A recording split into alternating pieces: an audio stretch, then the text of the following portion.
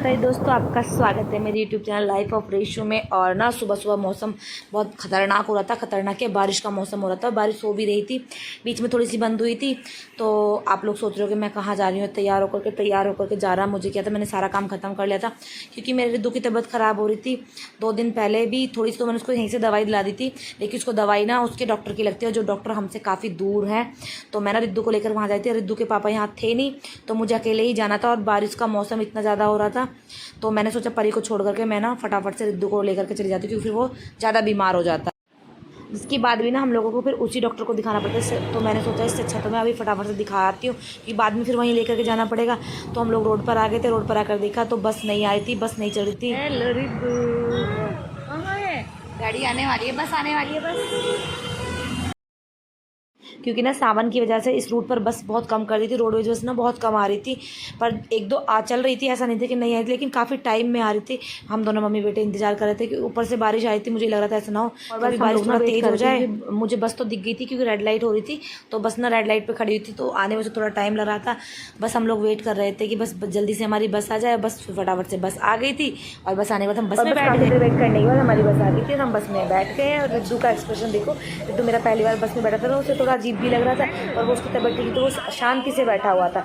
और बस फटाफट से ना हम दोनों चल रहे हैं, लगे चल जा रहे थे। और इतने ही ना हमारे टिकट वाले भैया आ गए, तो हम टिकट लेने लगे और हमें ना हमारा टिकट मिल गया। टिकट मिलने के बाद ना रिद्धू देख रहा था ये क्या चीज़ मिलती है। रिद्धू बड़ा खुश हो रहा था टिकट देख करके। और रिद्धू के ना मिले जुले एक्सप्रेशन आ रहे थे, क्योंकि ना रिद्धू एक तो पहली बार बैठा था, ऊपर से रिद्धू की तबीयत खराब। तो रिद्धू ने ना ज़्यादा परेशान नहीं करा।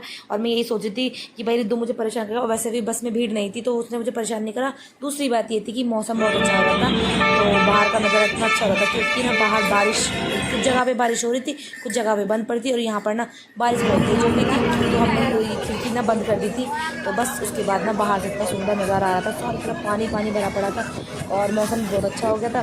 तो बस हम दोनों मम्मी बेटे ना बैठे हुए जा रहे थे। कुछ बहुत देर तक रिद्धू बैठा रहा था, थोड़ी देर सो गया था। उसके बाद ना रिद्धू फिर मेरे साथ खड़ा हो गया। अब रिद्धू ने ना, जब रिद्धू को पता चला कि हम कहाँ बैठे हैं क्या है, जब उसकी समझ में आया जहाँ तक, फिर रिद्धू ने ना भाई मुझे इतना परेशान करना शुरू कर दिया था बहुत ज़्यादा। फिर वो बैठा ही नहीं सीट पर, और जहाँ पर जाना था हमें वहाँ हम पहुँच रहे थे। तो बस मैं बस से उतरने के बाद ना मुझे ई रिक्शा लेनी थी डॉक्टर के क्लिनिक तक जाने के लिए। तो मैंने फटाफट से ई रिक्शा ली। और रिद्धू ना ई रिक्शा में बड़ा परेशान कर रहा था। रिद्धू को अजीब सा लग रहा था और वो मम्मी मम्मी कर रहा था। क्या होता है ना, जब से रिद्धू हुआ है तो हम लोग ना बहुत कम जाते हैं।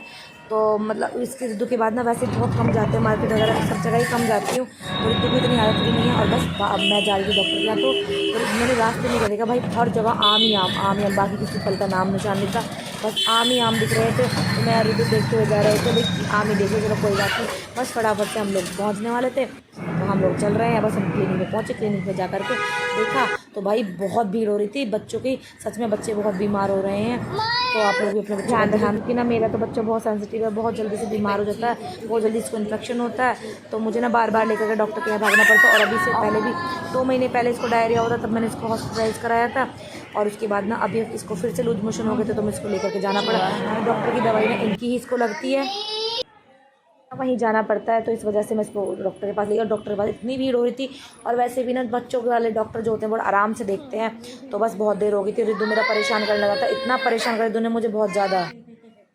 और अकेले ना बच्चे को हैंडल करना बड़ा मुश्किल होता है, क्योंकि ना क्लिनिक में भीड़ इतनी हो रही थी, इसको ये बार बार मुझसे गोद से करके भाग रहा था और मैं इसको बस बड़े मुश्किल से हैंडल करा। फिर ना हमारा नंबर आने लगा था, हमारा नंबर भी गया था, हम लोग वेटिंग में खड़े हुए थे। हमसे आगे एक पेशेंट और था, तो बस मैं इसको बहला रही थी, भाई देख रिद्धू इधर उधर दिखा रही थी, वीडियो भी दिखा रही थी, कभी कुछ कर रही थी। उसके बाद हमारा नंबर आ गया। नंबर आने के बाद ना रिद्धू का चेकअप हुआ। रिद्धू का चेकअप होने के बाद हम लोगों को प्रिस्क्रिप्शन मिला। उसके बाद ना हम लोग क्या है कि हमने दवाई ली। दवाई मिलती है क्लिनिक में ऊपर, तो हम लोग ऊपर जाकर के दवाई लेकर के आए।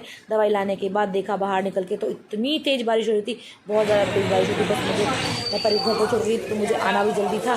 तो मैं फटाफट से बारिश कम होते ही फटाफट निकली वहाँ से निकलते ही ना बस ली हम लोगों ने।